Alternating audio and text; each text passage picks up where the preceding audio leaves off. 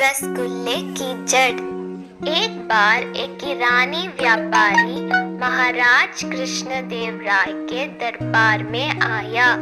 वह महाराज के लिए ढेर सारी भेंट लेकर आया। महाराज खुश हो गए।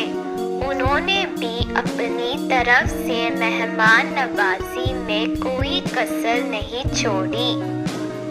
सेवकों से कहकर उन्होंने ईरानी व्यापारी के रहने की शानदार व्यवस्था करवाई।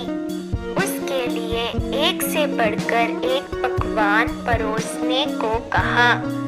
सेवक भी महाराज की आज्ञा के पालन में जुट गए। एक दिन खाने के बाद सेवकों ने ईरानी व्यापारी को मीठे में रसगुल्ला परोसा। रसगुल्ला देखकर व्यापारी ने सेवकों से पूछा कि क्या वे उसे रसगुल्ले की जड़ के बारे में बता सकते हैं। सेवक सोच में पड़ गए। वे रसोइये के पास गए और उससे ईरानी व्यापारी का प्रश्न बताते हुए उत्तर पूछा। रसोइये को तो बस रसगुल्ला बनाना आता है। उसकी जड़ के बारे में उसे कोई जानकारी नहीं थी। वह उस प्रश्न का उत्तर नहीं दे पाया।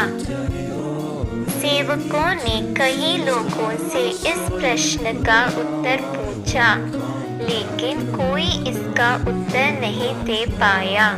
धीरे धीरे महाराज के कानों में यह बात पहुंची कि ईरानी व्यापारी के द्वारा रसगुल्ले की जड़ के बारे में पूछा गया है और महल में कोई भी उसके इस प्रश्न का उत्तर नहीं दे पा रहा है।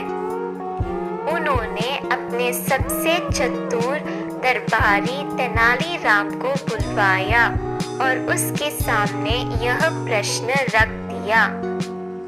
प्रश्न सुनने के बाद तेनालीराम बोला, महाराज, कल दरबार में आप ईरानी व्यापारी को बुला लीजिए। मैं सबके सामने इस प्रश्न का उत्तर दूंगा। अगले दिन सारा दरबार खचाखच भरा हुआ था। ईरानी व्यापारी भी दरबार में उपस्थित था। तेनालीराम जब दरबार में आया तो अपने हाथ में एक कटोरा लिया हुआ था जो मलमल के कपड़े से ढका हुआ था।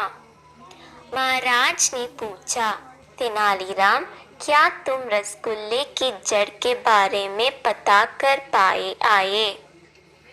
जी महाराज, मैं इस कटोरे में रसगुल्ले की जड़ लेकर आया हूँ, कहते हुए तेनालीराम ने कटोरे के ऊपर से मलमल का कपड़ा हटा दिया। कटोरे में गन्ने के कुछ टुकड़े पड़े हुए थे, जिसे देख महाराज सहित सारे दरबारी चकित रह गए। तेनालीराम ईरानी व्यापारी के पास जाकर उसे कटोरा देखकर बोला, महाशय, ये है रसगुल्ले की जड़। महाराज की समझ से अब भी सब बाहर था। उन्होंने तेनालीराम से पूछा, तेनालीराम, ये सब क्या है? तेनालीराम बोला, महाराज, मिठाई शक्कर की बनती है। शक्कर को बनाया जाता है गन्ने से। इस तरह हुआ ना गना रसगुल्ले की जड़। ये उत्तर सुनकर महाराज ने हंसते हुए ईरानी व्यापारी की ओर देखा। वह भी तेनालीराम के उत्तर से संतुष्ट हो चुका था।